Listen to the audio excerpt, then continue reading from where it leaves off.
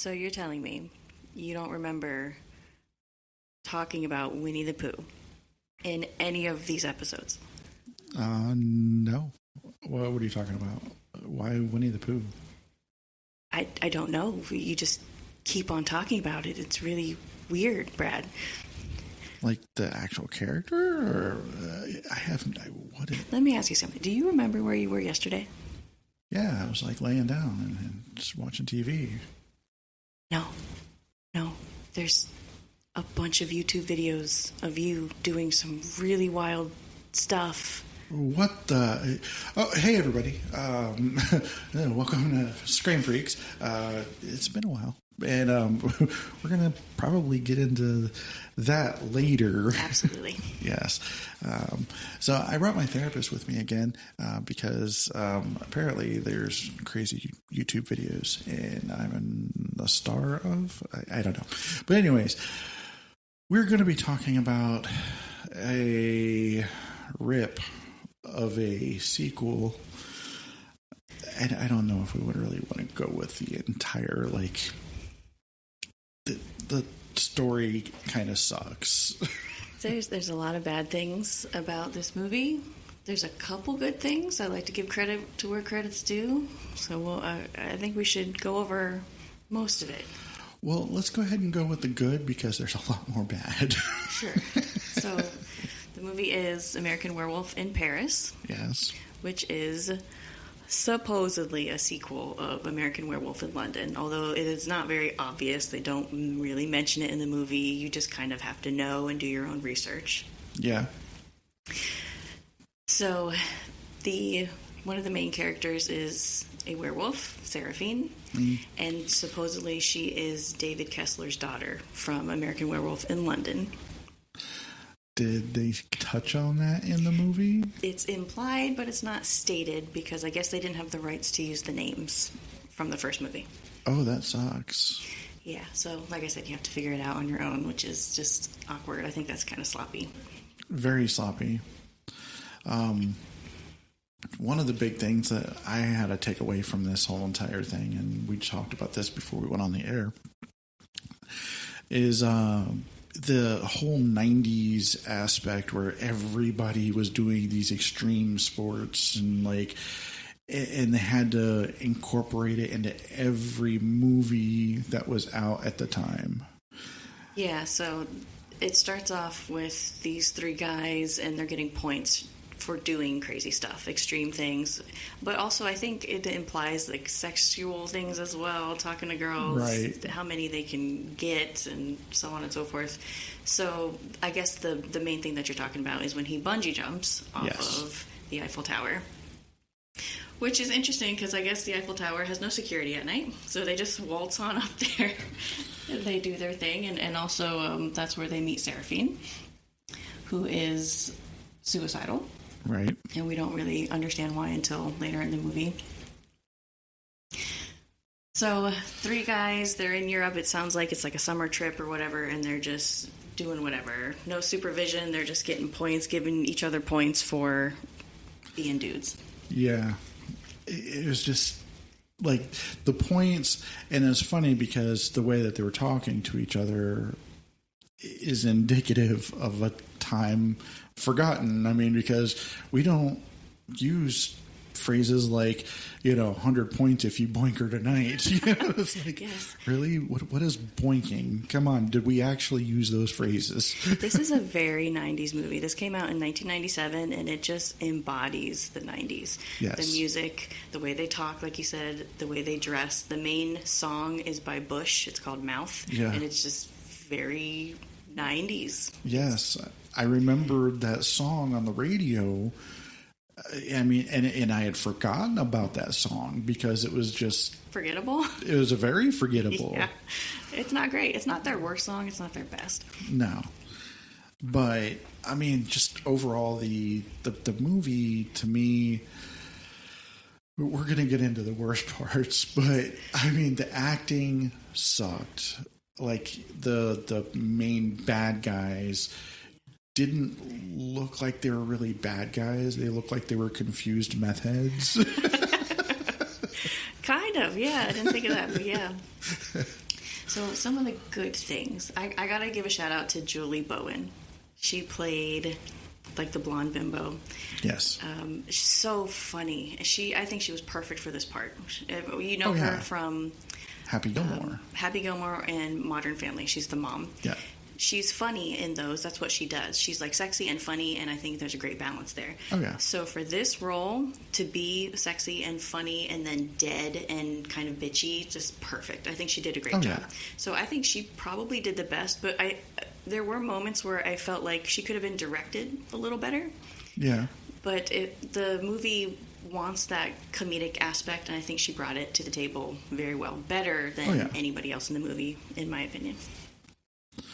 To tell you the truth, I think they more along the lines. I think that the horror aspect of the movie was an afterthought. Kind of, yeah. One of my critiques of this movie is that I was confused as to what genre are we, because it's supposed to be a horror comedy, just like American Werewolf in London. Right. I think London, though, blended it better. With this one, there were times where I felt like it was Scary Movie 1 or 2. Like it was a spoofy. Yeah, definitely. I mean, the spoof, I mean, it definitely didn't feel as if it fit the genre at all. I mean, it definitely fell flat as far as being a sequel. For sure. I mean, it definitely fell flat as far as being a horror. And then on top of all of that, I'm going to go ahead and get into the really bad parts, and this is one of my biggest critiques, was the CGI. CGI was fairly new to the movies during this time, and it was just absolutely horrid. I mean, I've seen video games with better CGI. Yeah. So this movie is so easy to hate, and I think people love to hate it, and it's mostly because of the bad CGI. Right. And I feel bad because at the time, like the creators, if you watch behind the scenes stuff, they're so excited about the CGI. This is like top-notch stuff. They actually had to create a program to do the werewolves because it hadn't been done before. It's just so new and high-tech, and they were so proud of themselves.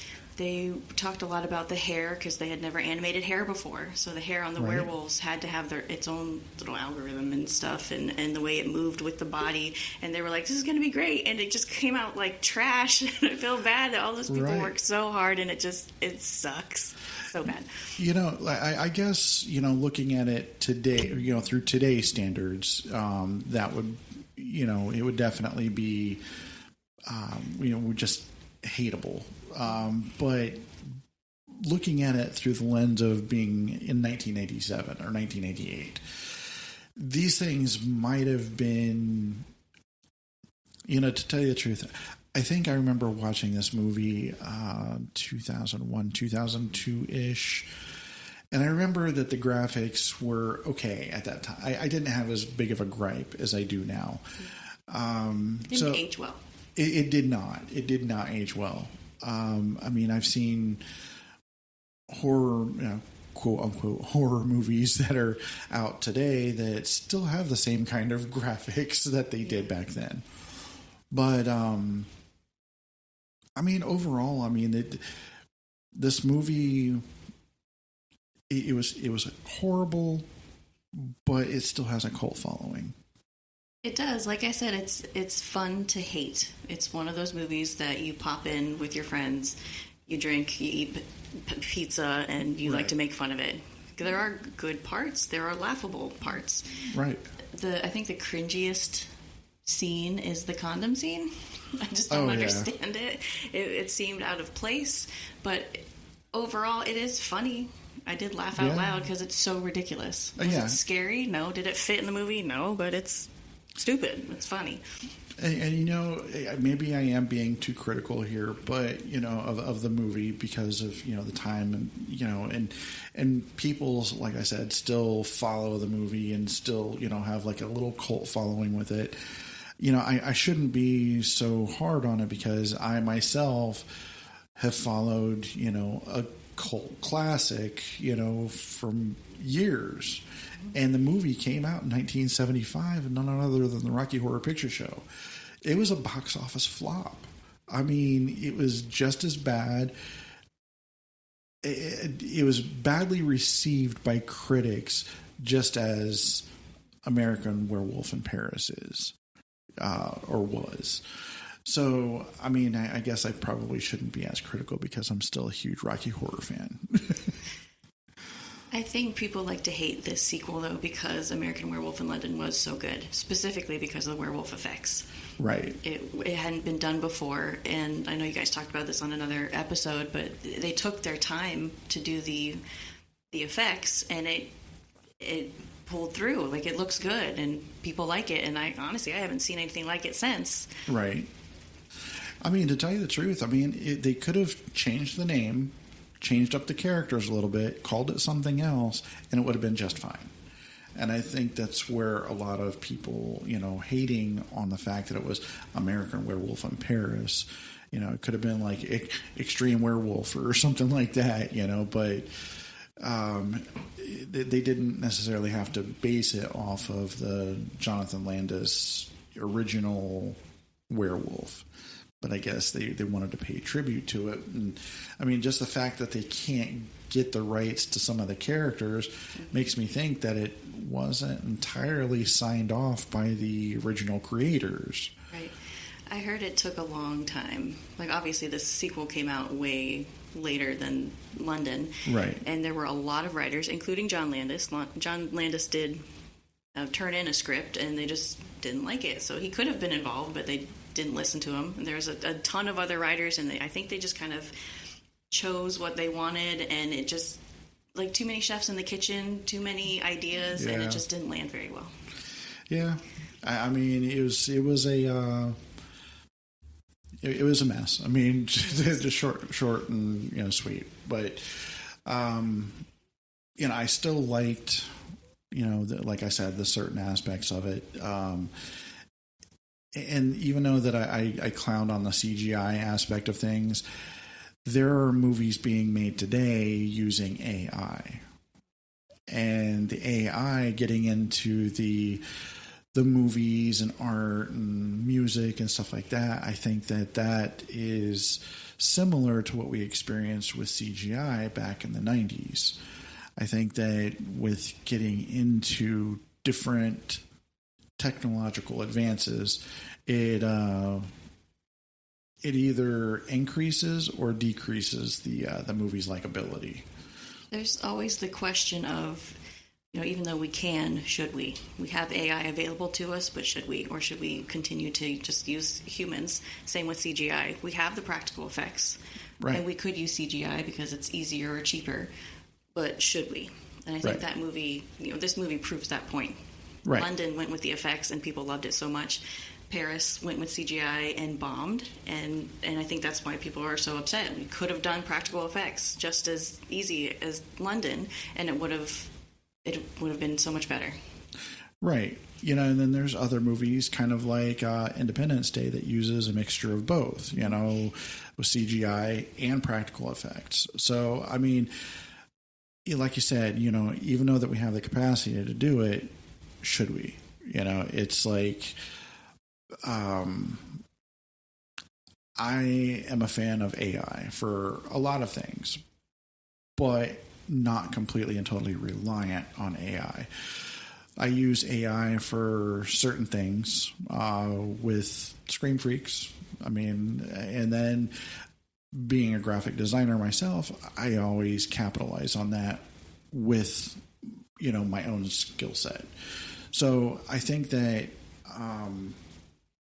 movies today, as long as they're not relying solely on AI, and they do use, like a mixture of practical effects or CGI. I mean, because CGI has come along, like we've said, has come a long way in the last 25 plus years, 27 years. Shoot, almost 30 years now. Oh crap! Yeah, this movie's 97. Yeah, 29 years. Holy mackerel! I feel old. So I know you're an artist. I've seen your work brilliant, very talented. One of the controversies with AI is, should we use AI for art? Are we stealing income from artists? Right. Is it an insult to people like you who could do it by hand or with graphics? Should I just get it for free from AI within 45 seconds, or should I commission someone like you? What do you think of that? Dude, to tell you the truth, I mean, I'm completely and totally complacent with it, because for me to dip into somebody's imagination and think, okay, say, for example, somebody came to me and says, hey, I have this idea for a tattoo. Okay, so I have to use it up to my interpretation to what they're looking for. Now, if they can get onto AI and be like, hey, I want something like this, and then present like a little photo, and then can you use this as an interpretation? Yeah, cool. Let's go ahead and go with that. Or on my aspect of, if I'm dealing with a client, I can always generate something and then be like, hey, this is the direction we want to go. Do you want to go with this, or do we need to change something? And then I can go ahead and create it from there.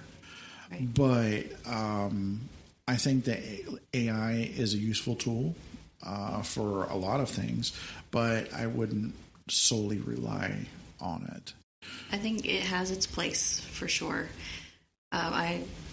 Everyone knows I am a therapist, and I use AI to help with my notes, to just kind of put it in order. I talk into my phone, and I'm like, okay, this is what happened in the session, and it just puts it together for me, so then I don't have to type it all out, and it still sounds clinical. It's still me. I'm there. Like, I'm the one that did the session. I'm the one that, you can't replace education and my experience, my licensure, but I'm using AI to help organize what it is that I did. So I think that's extremely helpful. I use that all the time.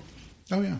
Yeah, absolutely. I concur. I mean, I use it for my day job, for the quality assurance and stuff. So, I mean, every once in a while, I have to use it for like our calibrations. I'll go ahead and tell AI what it is that happened in the calibration meeting, and it goes ahead and type something up. It looks professional that I can send, all of the participants that were in the meeting.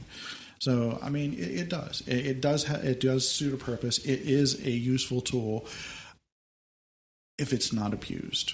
And that's what I think that a lot of people are having a problem with, that they're saying that, I just ran into this with my other podcast where people are accusing me of my own artwork as being AI slop. And I'm like, just because it doesn't look like somebody hand drew it, means that it's AI slop. And I'm like, get out of here with that, because, I've spent my whole entire life drawing and creating art before AI even was a thing. So kiss my ass. And I guess with your artistic eye, because I'm not artistic like that at all, with your eye, you can tell AI, this is what I want, this is my vision. Right. I just need you to put it together. Right. And then you can let it know, like, I need more shading, or I need these colors, or I want this in the background, or change this or that. And so it's still you. It's just you and AI kind of being a team. Right. Exactly. Now, I mean, there's people in there that, just say, hey, I want a death metal looking logo, and this is what I want to call it. And then they go ahead and dump something out. And it does look like shit, but, but aside from that, getting back to the movie, honestly, I think that they could possibly make a third one. Really? Yeah. I think Rome or could New be York. Good. Yeah. Israel. Too soon. No, but yeah, I mean, I honestly think that they could, especially knowing what they know about CGI now. Jonathan Landis is still, in the movies, I guess. Is he still kicking? Like, can we get him for part 3? Can you save this? I think we probably series? could. And I mean, just like, there's other movies out there. The second one was always a hiccup and always crap. Right. But the third one was good, Let's learn from our mistakes and make a 3. Right, exactly. I mean, we got Ghostbusters. Ghostbusters 1 was fantastic. The second one was okay. 3, yes. Yeah, the all-girl one, I didn't... I think that they took that in a completely different direction from the original. I feel like that was an experiment. It could have been. I mean, I love all of the actresses in the movie. I mean, yeah, absolutely. Leslie Jones and what was it? Kate McKinnon and yes, Kate McKinnon's amazing. But I whenever they brought back the Afterlife one, oh my God, I had so many goosebumps just watching it. I was like, oh my gosh. So nostalgic. It was good. Yeah. They did well with it. And then the second one from that one, the Frozen or the whatever that was just like, really? Did we need all that? I mean, it was kind of dumb. Should we? Again, the question is, we could, but should we? Exactly. Now, I honestly think that a third one could pay off in the end on this one. I mean, they're rebooting so many other franchises. Why not? Yeah. There are some things that we could tie up, like loose ends from number 2. Yes. Like, I mean, it wasn't very consistent with the first one. And with werewolf lore, there's different kinds. And I feel like they just didn't know which one to go with. So with this one, there's the theme of the undead. If you're a werewolf and you kill a human, they are not dead. They're walking around the earth and they haunt the werewolf that kills them. But I guess in this movie, any werewolf can see the undead, even though that's not how it was in the first one. Right. So that's inconsistent. And then they deteriorate over time. So you see like Julie Bowen's character and Vince Vailoff over time, every scene. When you progress into the movie, like they're just more and more dilapidated and like gross. And I think the makeup actually in this movie is one of the good things about it. That was really well done. So it definitely didn't look like a ham sandwich like American Werewolf in London. Yes. So Vince Vailoff, he gets freed. So he just dissipates into whatever the universe. But Julie Bowen, she doesn't, because that means that Tom Everett Scott's character would have had to die. And he doesn't. So we already, like the last time we see her, she looks like really awful and her like eyeball is popping out and stuff and she's got gashes in her whole body. Right. And we don't know what happened to her. So that would be funny if she came back in the third one. There was also 2 endings to this movie. Okay. Did you see both of them? I didn't see the other one. The second ending is that they have a baby. Oh. And the baby's a werewolf. Oh. Shocking. So that could be something that they go with in the third one. Yeah, I thought that the bungee jump wedding was kind of dumb too. So it was cute. This is like a love story underneath it, so I think they needed something to wrap that up to make it full circle. True. No, I mean, I think that they could bring back some of the same characters from both movies. I think that they, could definitely tie both of these in together. As a third one, I mean, I wouldn't be, past, trying to get a crowdsourcing of, maybe American Werewolf and Tahiti. Sure, yeah, somewhere different. Right. And this time a combination of practical effects with CGI. Yes. They had people from Jurassic Park and Star Wars working on this movie, which surprised me because Star Wars effects in Jurassic Park. In Jurassic Park, I couldn't even tell when the CGI was, honestly. Right. So maybe we can just revisit what we did for those movies to make this one look better. To tell you the truth, I think that the reason why they relied so heavily on CGI is because it was so new. It was so readily available, and they were able to... they thought that they were going to go ahead and capitalize on that to make this awesome, feature movie. Right. It just didn't happen that way. I mean, there's so many things that were amiss. Yeah, I think they could have thought it through as well. In Jurassic Park, there's practical effects and like robotics and CGI, but they blend it so well. Like, right. I guess the Brontosaurus the brachiosaurus, sorry, I don't use that word anymore, eating from the tree. Like it's part robotic, it's part practical effects, it's part CGI, and like there's the trees and there's the rustling, and then there's like the not footprints, like the thud, and so like it kind of all blends together. Where with American Werewolf in Paris, it's just like dog jumping through a door, and it very much looks like a cartoon with a real background. Right. They didn't think of that, I guess. It doesn't translate well. Another movie that did that was the first Mummy movie. Yeah, and the second one. Yeah. I went back and I watched those movies as well, and it was just like the same thing. It was like very CGI and then a real background. Yep. Same thing. I had recently watched those movies with my son just because I just wanted to watch them. This is a good movie. You need to know this. And we watched the second one, The Return of the Mummy, with Dwayne Johnson. Yeah. And that's the Scorpion King. And again, I watched the behind the scenes, and they were so proud of themselves. Like, the CGI is so amazing. It's going to look so good. We made sure that these muscles moved with these muscles, and we made it a combination of all these animals, and it's going to look so good. And again, it looks like a cartoon with a real background. They just didn't follow through well enough with it. And Thomas the Train has similar CGIs. Some of the kids' cartoons that you want, you walk through the living room and like, is that real? But when you watch those, it's like, okay, I know this is a kid movie. I know that this is supposed to be a cartoon. But with a horror movie, it takes you out of it when you suddenly realize, like, that's obviously CGI, and now it's not scary anymore. Right.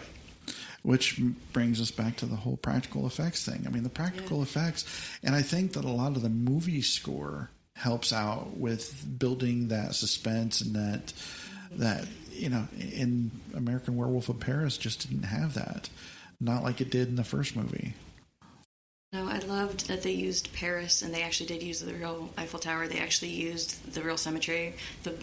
By the way, the grave that they're like having sex on is Jim Morrison's grave. That's actually his grave. Oh, wow. So that he's buried in the Père Lachaise cemetery at Paris, France. And they didn't replicate it. That's actually him under there rolling in his grave. Oh, no. So full circle, that's where he's buried, where he was born 3.5 miles from my house in Melbourne, Florida. Nice. Mm-hmm. Nice.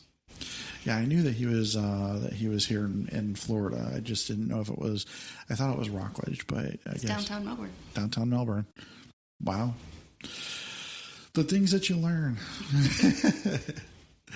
Well, I think we're going to go ahead and call this one a wrap.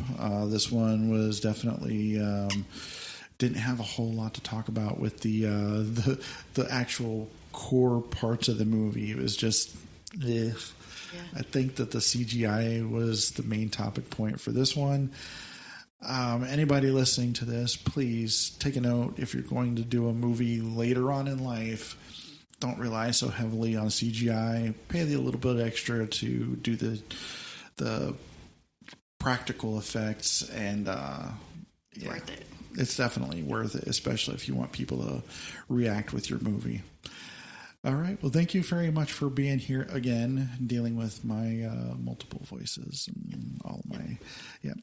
We'll have to get back into that, later on. We'll make another session for you. Yes. All right, everybody. Thank you for tuning in to Scream Freaks. Have a good one, and until next time, deuces.